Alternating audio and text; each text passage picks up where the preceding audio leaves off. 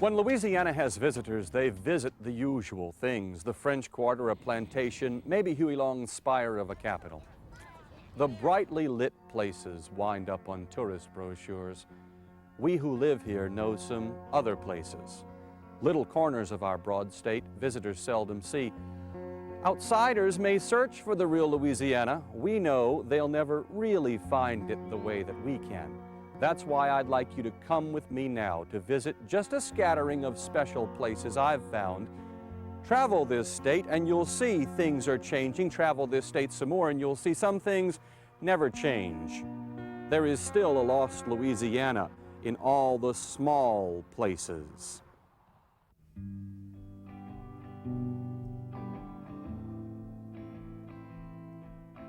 There are still sights across Louisiana that can make a traveler slow down and wonder, what was that? What was here? Who loved this place, and why does it seem unloved today? Travel the smaller roads of this state and you'll certainly wonder what's behind all those rusted screen doors, what came before the paint began to crack and peel. On quiet autumn days, when the North Louisiana air hangs cooler and the sun's rays hang around longer, then the rundown corners glow. The late afternoon shows the wrinkles and the wear. We wonder what's inside, what's the history. It may be easier not to ask. As long as we walk past, we can keep the romantic wonder. If we stop and ask about the old place, there is a risk of hearing bad news. In Haughton, we took that risk and found the town's oldest landmark was condemned. Some of Mac Crawford's ancestors built it as a saloon a century ago. Well, they think that it's an eyesore, for one thing, and it is. It's not real pretty looking or anything, but it has been standing for over 100 years, and I'm sure it would stand for a lot longer. It might last another 100 years, but it really needs to be restored and made out of some kind of museum for the area or something like that, because there's no other place like it. The Lawrence store has fallen into disrepair since anyone used it 3 decades ago. It leans. It's filled with junk, some of it quite old. It's a public hazard, they say, those town leaders who want to tear it down. It's not just a landmark, but it has so much history wrapped up in it, a real history of the people in the area. It's not just a fabricated landmark that's been overdone and a big story put up about it, but it really has a lot of feeling in people's hearts and their memories. And there were other stores around here, but this is the last one standing. It may come down soon, and where it now stands, another hole would then testify only that there was once something here, a gap next to the railroad tracks, like so many other gaps besides so many other railroad tracks. Few people even remember what this once was. If it is torn down, fewer will ever know. Will Allen remembers. Well, I'm 99, and it was here when I remembered myself, it was sitting here. I was born and raised right there in the woods behind us. Sitting here. All right. And we didn't have no water wheel. There used to be a water wheel right along here. Here where we got our drinking water. And the man that first owned it, named Will Holland was. He had a saloon in there. The paper's on the wall now. Then the next man got a hold of it was Dr. Lawrence. He was a doctor. He big farmer, you know, for the people to farm. And then Mr. Humphrey Lawrence and Miss Nora Lawrence took it up, opened the grocery store. And that's been a long time ago. And you still see under the buckboard there, it originally says saloon. The old writing on the wall up there, it says saloon on it. The Lawrence store, and probably the saloon before it, lent credit to the farmers around this town. White and black, Will Allen recalls, used the front door.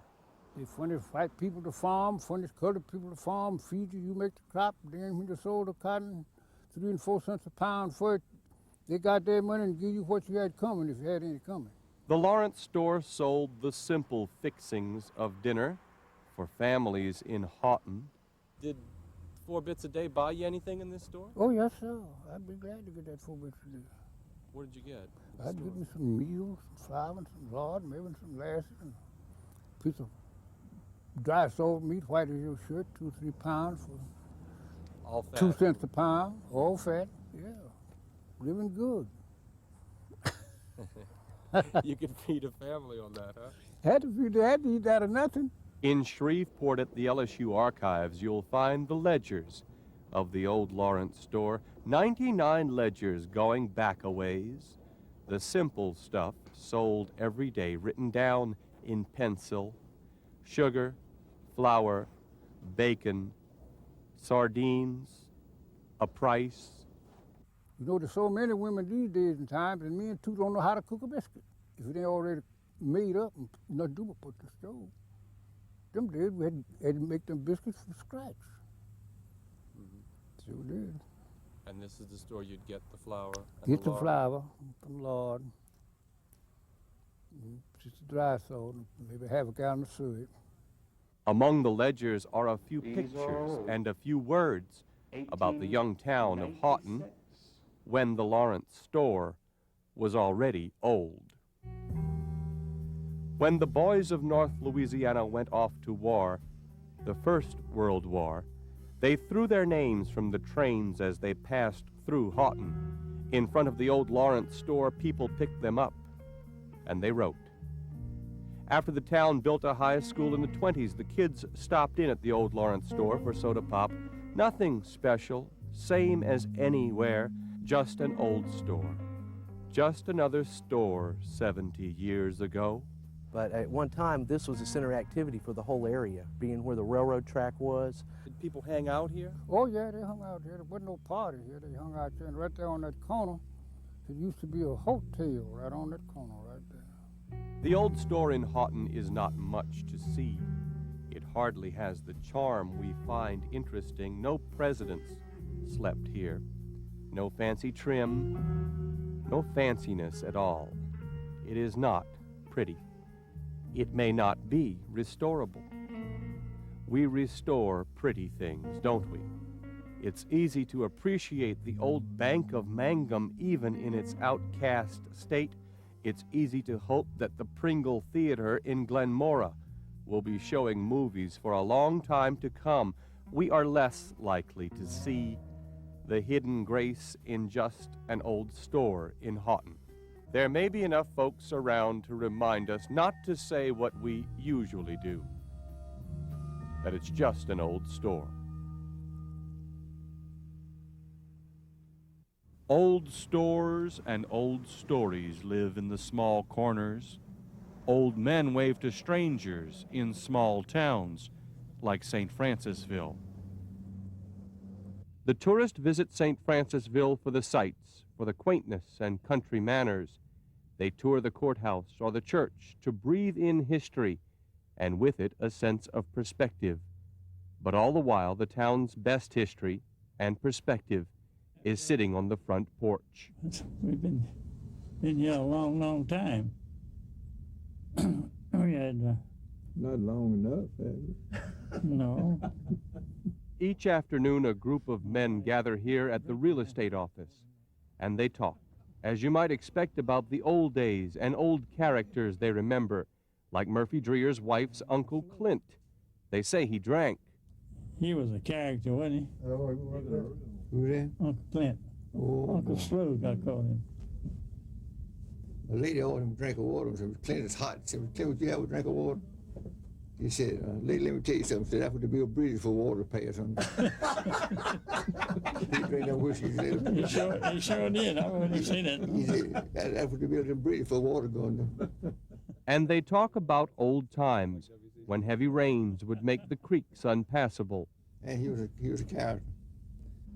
We used to ford the stream. Now they have bridges. They don't get up. You don't have to build a big fire and stay there all night till the stream run down, study your lessons, and be ready to go to school in the morning. The town, of course, has changed. People from far away moved in. We go to New Orleans, go to battery, stay all day, 2 or 3 days, leave the house wide. Never had a key. Very seldom shut the doors.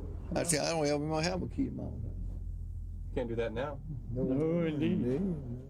But a kind of country trust comes through when the men think of the new neighbors one by one. But we have to find people to move in, I'll tell you. They fit right in. They're willing to work at the pilgrimage. They won't leave. They've turned down promotions in their company, stayed here and retired here. That's right. We've got a group of people like that. And the men talk politics every day. Roma didn't get any support at all from that legislature about that. No, that did he, Davis? He didn't get much. He didn't get much. I love East and West Feliciana. I think they're two of the greatest parishes in the state. And two of the most beautiful parishes. Right. I don't say they're the most beautiful. I say two of the most beautiful parishes. That's the way a politician would put it? Mm-hmm. I think so. Yeah. I love the people up here. And long before the sun starts setting over the Mississippi, I'm going home, look at television a little while. After all is said about the new people in this old town, after they've gossiped and joked enough, I imagine most of us going home and eat. Going home and eat. By that time, it'll be time to eat. Watch the you know, news. the town's elders will ramble back home to wives and grandchildren to ponder the important stories of the day and other philosophical questions. Go home and look at the ball games. Sure love ball games. I like to watch baseball. Until tomorrow afternoon.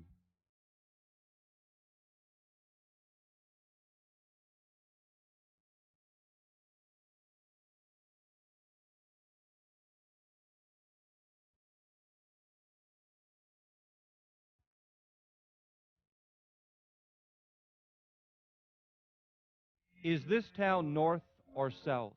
It's said there's a difference, but the warmth of small corners belies any we see. It's the landscape that tattles. In the north, our next landmark was not made by man.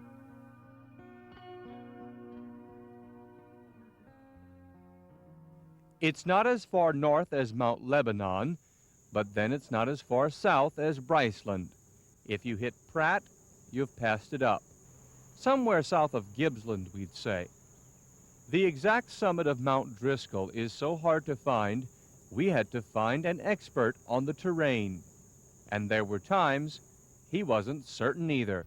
Are we here now? Well, we're going to have to check and find out. We're either on the highest peak of it or it's just one peak over. You're confused. Oh, yeah, it's changed. If you see how young these pine trees are, it hasn't been that long ago. This was big sawlog timber, clear cut, planted back, and this is how fast it grows. Bill Conley took care of the trees in Bienville Parish for 33 years. As a retired forest fire spotter and forestry officer, we asked him to help us find the peak of Louisiana's highest mountain. We get on top of the peak, we can kind of tell if we're on the peak. I really think it's going to be across this swag. Well, make that Louisiana's only mountain. Oh, we can go across there. You can, in a minute, you get up here, you can see the next peak. We find out which one's the What's the difference, 5 or 6 feet? I mean, very little, very little. Well, let's go. I hope you got your climbing boots on and your ropes. It's very muddy in the winter and hard as a rock in the summer. Like this is, you can see here, this is normally a hog wallow, but it's dry as a powder keg now. Whoa. It is pretty hilly right here. Oh, yeah. Lot of Before we left base camp, Conley had some warnings. One thing about this time of the year, the snakes are too hot to care much about biting people. And don't touch the 3-leafed plant either. As a guide, Conley was perfect, pointing out which were the dogwoods and which were... Huckleberry. Like I said, there's no berries on it now, but pine, like I said, a little of everything here. Mulberry? A French mulberry or Spanish mulberry. It's one huckleberry. The one thing we've got an awful lot of are these French mulberry. It was late afternoon. It had taken us all day to find him in the first place. In the long rays of the sun, it seemed every leaf on the slope of Mount Driskill was showing a final burst of green before autumn. Oh, this? You know, I'm not sure what that is. Now. That's all right, Bill. Let's see. This is a place no one really pays much attention to anymore. The forestry people are through here now and then on their rounds, but no one lives here anymore. Sampling the terrain, it's hard to imagine anyone ever farmed it. Yet for a long time, whole families did. As far as history goes, there's very few people, I think, even here realizes that at the end of the war between the states, North Louisiana was the only place, I guess, in the whole South where we were winning the war. We routed them at Mansfield. Mansfield, Pleasant Hill, Natchitoches, Alexandria, right on down, and we're still winning when they just decided to quit and go home. See, the original settlers that came, there was too much down in the lowlands where the land is rich. There was too much malaria, yellow fever, and so forth. They came from Alabama, Georgia, and so forth, and they passed over the rich areas and settled in the hills. Because they wanted to never have that again. Right. Never wanted to get in the swamp again, exactly. Didn't want to be a swamper anymore. So but they wound up in the poorer soil. And then about, I don't know, I guess the turn of the century, so many of them around home left the hills here in Bienville Parish. They started clear-cutting and farming the rich bottomlands over like in Tensas country. But this was all cotton land. You might think this ridge of hills that cuts across Bienville Parish isn't anything special. Anyone from the western states would laugh at this pitiful mound. But to folks like Bill Conley, who's from Ringgold, and for the people who once farmed and lived here, it's home.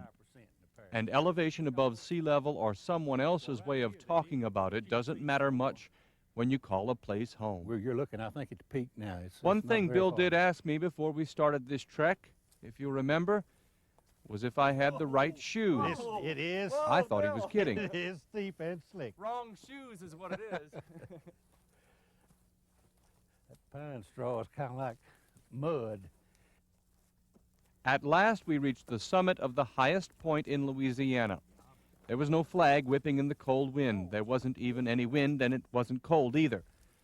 Yep, definitely there. We have made it. Folks in New Orleans are jealous. They're like 14 feet under, right?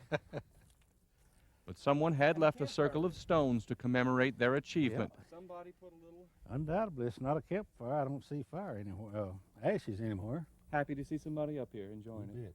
I sure wasn't aware people were using this, but it's nice. Got a nice dogwood tree right smack on the tip top of it too.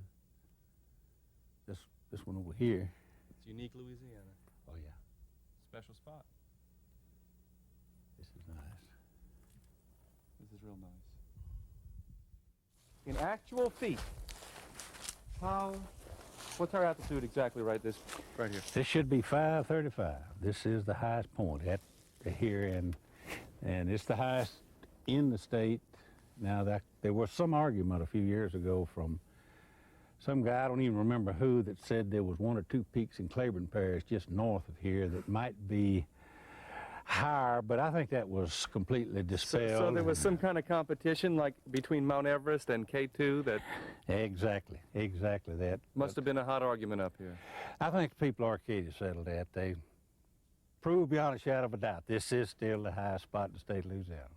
And just when we'd had enough, just as we were talking about how we reckon no one comes up here anymore... Jim Arnett. Jim? Jeff Dewey. Jeff. All right. And you are from? Nashville. A tourist. You're just walking up here to... Well, I'm just sort of have all the highest points in my atlas circled, and if I'm ever get anywhere nearby, then I'll try to go by and see what it looks like. So. What do you think? It's not too tall. So. I've lived in Colorado and just got back from Alaska, so this is a little different as far as peaks go. But and do you know the elevation here? 535. The curious have a way of meeting in curious places, we figured. We took a picture of our somewhat mediocre group on this somewhat mediocre mountain. Then, with no great rush, the tourist left on his way across country to find the highest point in Texas. And we simply went home. leaving the mountain unspoiled for another batch of geographical I adventurers think at this extreme elevation it'd be too high for them. whose biggest challenge will be just to find this place.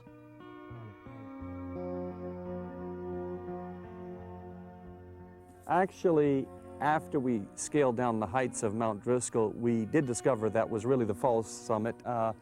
Just a few dozen yards away towers the real peak. But we will continue to find the genuine lost Louisiana in all the small places.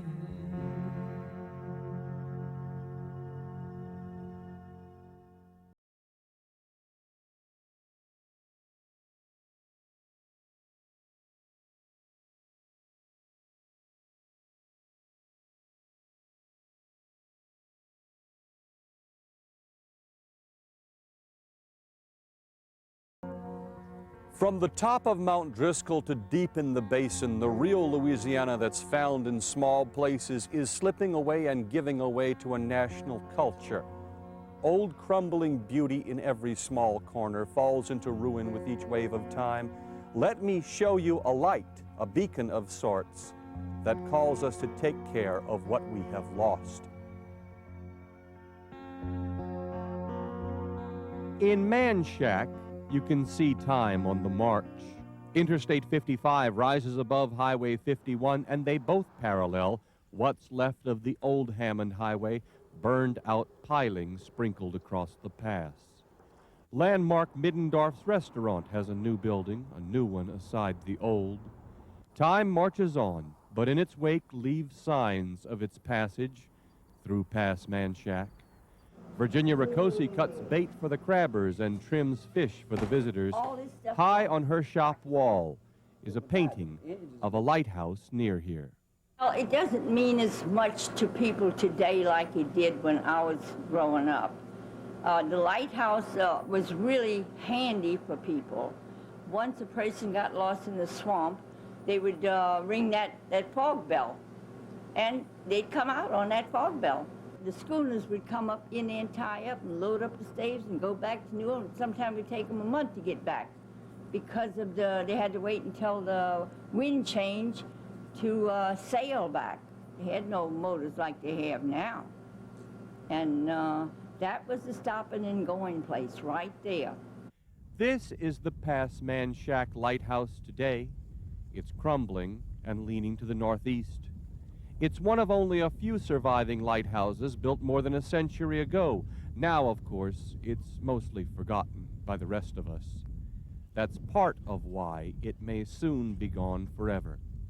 There was a time when Gulf Coast inlets, inland rivers, and many lakes of this part of Louisiana were littered with lighthouses. The one at past Manchac told steamers and schooners where to turn north if they were headed into Lake Maurepas, or south if they were headed toward New Orleans. The pass is sometimes not easy to find. Ben Taylor is a Ponchatoula businessman trying to save the lighthouse. Now everything's so fast-paced. We have these outboard engines where you can zip. You can end up out of the swamps, out of the lake, back home in no time, but back then it took quite a bit of time. And so this was an important place. It wasn't something you just pass by and glance stuff at. At a later date, there was several steam packets that made a trade between Wadesboro, Port Vincent, Springfield, and points eastward. The city of New Orleans, obviously, through Bayou St. John, all the way to Mobile. This was part of an important trade route. These are the remains of the keeper's house. There has been a beacon here since 1839, but this tower is not that old. It only dates back to 1857. A little bit of anxiety, considering next time I try to come out here, there may not be anything left. Imagine the life of the keeper isolated out here, a two-story house attached to the tower, a shed for storing the fuel that fed the lamp. We don't have to imagine, actually. Louis Barbier can describe it. 102 years old, he was keeper of the flame for 30 years. It's a whole lot of danger. If you're going in the channel right, you'll get stuck on the bow out there, and you stay out there until some other big boat comes and pull you off. I told him, I said, Pat, there's somebody out there needs help. You see that white flag? He said, oh, you just imagine that. I said, come on, we're going out there. No, he said, we ain't going. I said, I am. I'm going by myself. So I went. I went out there, and this lady, she seen me coming, she pulled off all the clothes but the underclothes and waved me, waving it to me. And I come out there, she said, my God, she said, you're the only one come see about us. She said, we've been out here 4 days. What was your daily routine? What would you do every day for the lighthouse? Well, on Sundays you had to light the light and put it out in the morning, and the fog bell, if it got foggy, climb up there every 3 hours and wind the fog bell. And if it got foggy, you have to stay up there and wind it. And the light, you had to put it out every morning and light it up every night. Barbier's daughter Violet lives in Iowa now. She fondly remembers growing up on the small peninsula that led out to the lighthouse. It was a very nice home. We had fireplaces in the living room and upstairs, and I had my playhouse upstairs in one of the domes that went up to the tower, and I liked it there. We did a lot of swimming. We had relatives come down to visit us, and it was nice. I enjoyed it. It was like the Swiss Family Robinson. You're Just all about. by yourself. Yeah, because there. it was 7 miles to the nearest highway, and up by Manshack there, and the railroad, you know. And in fact, when I was a kid, there wasn't even a road there yet. It was just a railroad that we had to go on. I would like to see them restore the tower, you know, so there's a landmark there, you know, of the old lighthouse, because they really did do a lot of good. I mean, there were a lot of fishing and hunting people who traveled through there, and when the weather would get bad or their boats would break down, he would have to save them.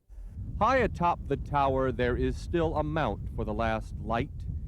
It had been automated since 1941. The Coast Guard decommissioned this sentinel in 1987. No agency really wants responsibility for it anymore.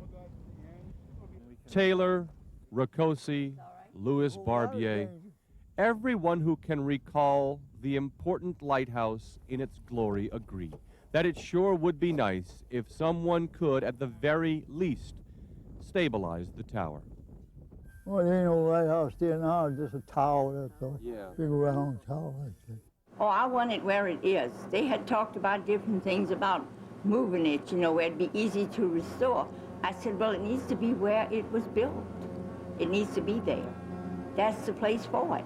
And I think once they get it restored, maybe they'll light it up again, and I'd be happy. We're losing a bit of maritime history with each salty wave. At Pass Manchac, you can see the passage of time. A lighthouse, by its nature, is a lonely and brave thing. Ironic still, it's a thing built to be noticed. After more than a century, it seems too few of us are noticing its passing. The lighthouse now belongs to the state, freed at least from some bureaucracy, so that the people of Manshack can do what you and I know they must. When we started this journey, I promised you a scattering of small places that you probably haven't thought to visit. Our final selected corner is a secret sight to behold, and a magnificent one as well.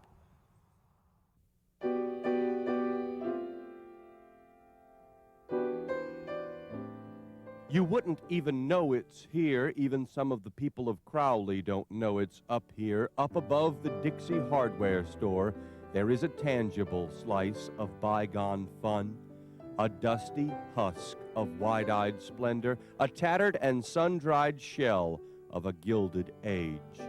This is the Crowley Opera House. Yes, the Opera House, even the people of Crowley have forgotten, is here. There are trap doors through which a vaudeville magician could evaporatize. There is still graffiti on the walls of dressing rooms, and still a comely balustrade of turned cypress. There is left one old flying backdrop against which traveling show people could mount a sappy romantic comedy, It's all right if you're not old enough to remember vaudeville or the ragtag touring companies of second-rate actors. We asked some folks to meet us here on a cold day in Crowley to remember for us. Laura French Culpepper Roos and Mary Alice Freeland. I came to see a minstrel show. I just vaguely remember that. The thing I remember best are the westerns. Mr. Lyons had many westerns, and this was something children were allowed to see. So we came to this place, often. Sat in the seats, and they had, the high steps. I can remember thinking the steps were very, very elegant, very nice. I liked that.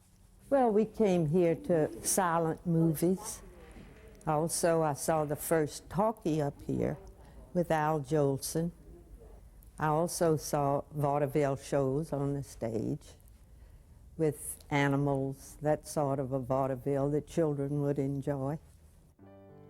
The Crowley Opera House was built in 1901 by a flamboyant showman named David Lyons. He had been a farmhand, deputy, and a stable owner, yet he somehow afforded to build this of brick and cypress, costing $18,000. You know that in 1901, $18,000 was a lot of money. He even tore down a successful livery stable to build it. A full year in construction, then it opened. When I was very small, I can remember walking by this place, and Mr. Lyons was always in front. He was a large man, very, very severe. He was interested in what he was doing, and he kept the place in very good order. You know, there were people around all the time. It was a very popular place in Crowley. Well, the dogs would jump through hoops and that sort of thing. Man was on a bicycle riding around. The dogs would ride with him. But it was interesting. Was that big entertainment for a little town? Big entertainment for a little town. That's right. Down the 12-foot wide center aisle the people were ushered, all 1,500 the Opera House could hold. The seats smelled of handcrafted oak. Above your head, the smooth ceiling wafted pine from a curved vaulted ceiling of 1-inch slats, 42,000 of them. There wasn't any color photography from the time in which this opera house was built and flourished. That's why I want to call your attention to something way up here on the balcony, made of cypress, painted a light turquoise, along with copper, gold millwork, and this is the last of the sconces along the balcony. You can see that, well, most of them have either been destroyed or lost. This one is plaster of Paris, through which a light bulb would shine, illuminating the audience in what must have been a wonderful warm copper glow. In that glow, the people of Crowley enjoyed their opera house, where they saw Babe Ruth and Huey Long stand on the stage, their stage, and orate. I guess the first time I ever went up there was when I was about maybe 10 years old. Not everyone liked the flamboyant showman David Lyons, Mrs. Mildred Unverzagt. Well, when I was a teenager, there were beautiful winding stairs that went up. And supposedly in those days they said his girlfriend was a ticket taker. You know, she sold the tickets. And then on the other side, downstairs was a big popcorn machine. And then we'd go upstairs. And he was very illiterate. His grammar was bad. He was uneducated. And he'd say, "You malicious boys," in the behind instead of the back.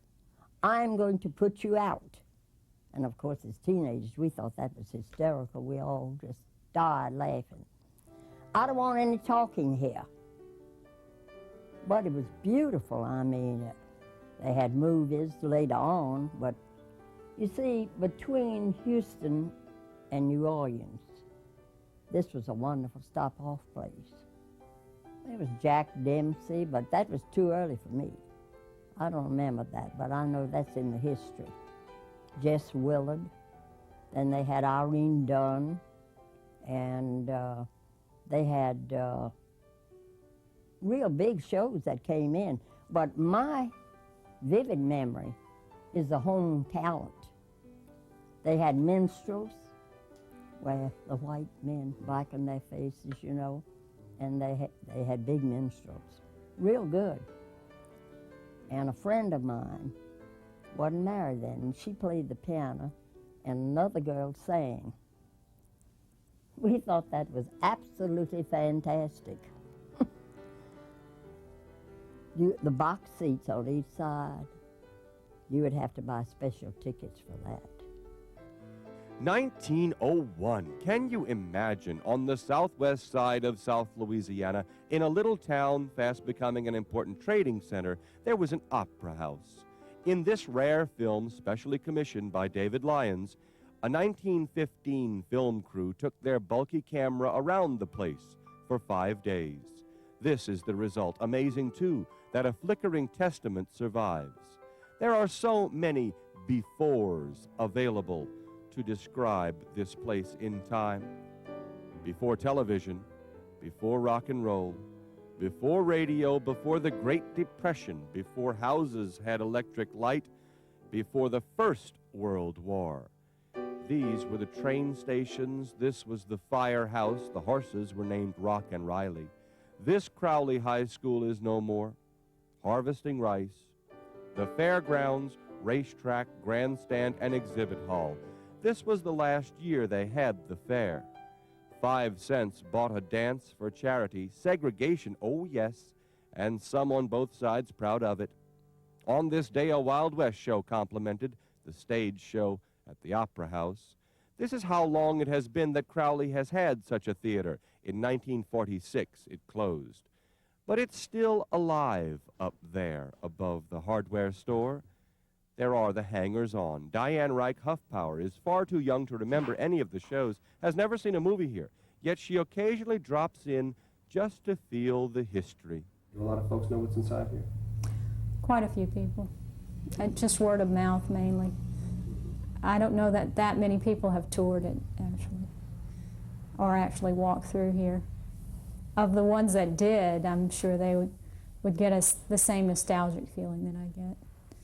It's an incredible piece of history. Now, what do you mean by nostalgia? Because you're not old enough, I'm not old enough to remember these vaudeville acts or even the movies that played here. There's just not that many things around in the South or the United States or anywhere that can compare to this place. No, there's an opera house in Wilmington, North Carolina, but it's not nearly as elaborate as this place. It's just all over. You know, there's enough of the place that's left or whatever is here that gives you a feeling of the history and the wonder that was here. If you have no sense of sentimentality, you would call us all crazy for gathering here to tell such ghost stories. You'd have to feel for yourself what has stayed in the millwork. A spirit has taken up in the pressed tin above the opera boxes. There is a phantom in this opera. It's made of the leftover wonder. It's all the applause a century of small towners gave to this fancy place. That feeling remains. Well, I think it's extraordinarily attractive. It's very reminiscent of the time. Yeah. And there are so few things that have been left intact as long as this has. It's great to the credit of the people who've owned the building that they've managed to keep as much of it as they have. I think it's important, you know, that people remember the days before they had talkies, the days before they had, you know, other kinds of entertainment. This was an important place in the community. Everyone knew the opera house. Everyone came. And I think it's important that we, you know, keep those memories. Well, I just have enjoyed coming back and seeing it again. It'd been years since I'd been up here. And I thank you. A spattering of applause has stuck to these walls like paint on wet fresco, like a haunting sorrow remains in a beloved house you can't stand to leave behind. Applause and sorrow that the show is over.